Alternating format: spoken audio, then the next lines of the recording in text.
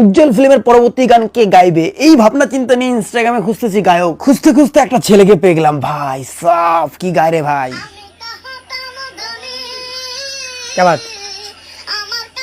ভাই তুই আমার নেক্সট গান গাইবি। এই মনোভাব নিয়ে যে আইডি থেকে ছেলেটার ভিডিও পোস্ট হয়েছে, পার্টি খুলে দিতে চাই কিন্তু পাবো না, তোমাকে ভয় লাগে। সাহস আগে জন্মা তারপর। যাই হোক, আমি এসএমএস করলাম যে আইডি থেকে পোস্ট হয়েছে, সেই আইডির ছেলেটাকে হোয়াটসঅ্যাপ নাম্বার দেওয়া ছিল। যাকে এসএমএস করলাম সে বললো ছেলেটা নাকি রাস্তায় থাকে, তার বাবা মা কেউ নেই। তখনই ভাবলাম এই ছেলেটাকে দিয়ে আমি যেভাবেই হোক পরবর্তী উজ্জ্বল ফিল্মের গান গাওয়াবই। তারপর আমি অনুরোধ করলাম যেভাবে হোক কালকেই আমাদের বাড়িতে বাচ্চাটাকে নিয়ে আসো। এই তো চলে আসছে, টোটোতে দেখা যাচ্ছে। কেমন আছে ভাই? ভিডিও চলছে। এ তুমি কালকে বললা যে এ নাকি বাজারে ছিল। হ্যাঁ বাজারে ছিল। ওকে, সো কাজের কথা আসি, এই ভাইটাকে দিয়ে আমি উজ্জ্বল ফিল্মে গান করাবো। উজ্জ্বল ফিল্মের যে গানটা করাবো সেই গানটা আগে ওকে মুখস্থ করাই, তারপরে ওর গলায় শুনবে কেমন লাগে। তুমি সখী বদলে গেলে, তুমি সখী বদলে গেলে, নতুন কাউকে নিয়ে ঘোরাবো নিয়ে। তুমি সখী বদলে গেলে, নতুন কাউকে নিয়ে। আমি লিখছি গানটা, কেমন হচ্ছে? বলিস আমার বিয়ের যে গান পাগলি রে, সেই গানটা পুরোটা আমি লিখেছি। তারপরে পুরো গান আর একবারের জন্য লিখলাম এই বাচ্চাটার জন্য। তুমি সখী বদলে গেলে। বাবা মা নেই তোর? বাবাটা মারা গেছে।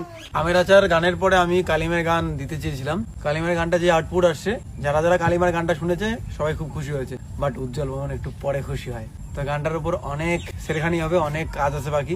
তো সেই গানটা যেদিন কমপ্লিট হবে আসবে। কালিমের গান একদিন আসবে, আজ নয়তো কাল। ভেবে নেবে যেদিন আসবে কালিমের গানটা অমর হয়ে থাকবে। প্রতিটা কালী পুজোয় সবাই গানটা শুনবে। আমি থাকি তোর ঘরে কিবা রাত্রি কিবা দূরে, তুই তোমার মাটির ধারে বাস, তোর পায়ে জবা ভুলে। যাই হোক, এই গানটা হচ্ছে কালিমের গান। তো কালিমের গানটা পরে আসবে, তার আগে আমাদের স্যাড গান আসবে। যাই হোক, একটু গান বাজনা করার পরে একে পাঠিয়ে দিচ্ছি বাজারে। এর জুতা সেরা, জামা কাপড় নোংরা, নতুন জামা কাপড় এবং জুতা কেনার জন্য বাজারে পাঠিয়ে দিচ্ছি আমার পছন্দার সাথে। ভালো জামা প্যান্ট কিনবি রে? এই যে গাইস, উজ্জ্বল দা আমাকে ঘুরতে নিয়ে এসেছে। তুমি যদি এই বাচ্চাটার ভিডিও না ছাড়তা তাহলে বাচ্চাটার হয়তো আজকে সাহায্য করতে পারতাম না। কিরে জামা প্যান্ট কিনলু? ভালো লাগছো? হ্যালো হ্যালো, মাঝখানে একটা কথা বলবো। এই বউ আয়, বউকে নিয়ে এলে কি? এখন রাত্রি হতে চলেছে, কালকে মেন খেলা হবে। কালকে বাচ্চাটার গলায় গান শুনবো, কালকে বাচ্চাটা বাড়িও যাবে। কিন্তু একটা দুঃখের খবর আছে, বাচ্চাটাকে দিয়ে যে গানটা আমি গাওয়াতে চাইছি, পরবর্তী গানটা সেই গানটা হচ্ছে না। পরবর্তী গানটা হচ্ছে তোকে ছাড়া ভালো লাগে না 2।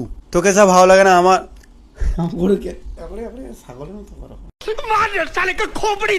বাই দ্য ওয়ে, আমার চ্যানেলে অনেকের প্রিয় সর্বনাশ গান, সর্বনাশ 2, সর্বনাশ 3, বৌমা বলে মুভি পাগলি রে কারো। কিন্তু আমার সব থেকে আমার চ্যানেলের প্রিয় গান হচ্ছে তোকে ছাড়া ভালো লাগে না। সার্চ করে একবার দেখি নিও, সেই আমার প্রিয় গানের পার্ট 2 আসতেছে। তোকে ছাড়া ভালো লাগে না 2, এই গানটা যে নিয়ে আসবো, এই গানটাতে তোমরা কতটা খুশি হবে সেটা জানি না, কিন্তু আমার বন্ধু বান্ধব বিশাল খুশি হবে। তারা 1000 দিন আমাকে বলেছে তোকে ছাড়া ভালো লাগে না মতো আরেকটা গান বানা ভাই, আরেকটা গান বানা ভাই। ব্লগের লোক চাইলে কি বানা যায় রে বন্ধু? খারাপ পাস না, একটা করে গান ভাইবে চিন্তা বানাই ভাই, 6-7 মাস লাগে যায় ভাই। ভাই আসতেছে বন্ধু, অত খুশি হোস না। কেন স্যাড গান শুনতে ভালো লাগে? এক্সের কথা মনে পড়ে? ফাজলামি, দাঁতের চাপা খুলি দিবে তোর বউ। গানটা আসা মাত্রই কিন্তু reel. Next day, good morning সবাইকে। ওরা বাড়ি চলে যাবে। তুমি সখী বদলে গেলে, নতুন কাউকে নিয়ে। নাকি তোমার সাথে বদলাই ক্ষণিকে ক্ষণিকে। জানা সেরে সখী, জানা সেরে। একে সাপোর্ট করো। কালকে এর জীবন কাহিনী শুনলাম। এর মা ছেড়ে চলে গিয়েছে, বাবা দ্বিতীয় বিয়ে করেছে। সঠিক বলেছে কিনা আমি জানি না, ও যেটা বলেছে।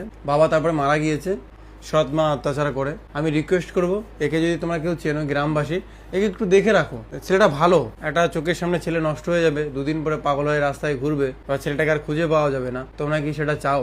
মানুষ এরকম হতে নেই। আমরা রাখতে পারি এরকম ছেলেকে, কিন্তু আজকালকার সমাজ, কালকে ওর কিছু হয়ে যাবে, পুলিশ এসে আমাকে ধরবে। তাই নিয়ম শৃঙ্খলা মেনে যাতে রাখতে পারি, সেই চেষ্টা তো আমার প্রথম থেকেই ছিল যে আমি একটা অনাথ আশ্রম, বৃদ্ধাশ্রম খুলবো।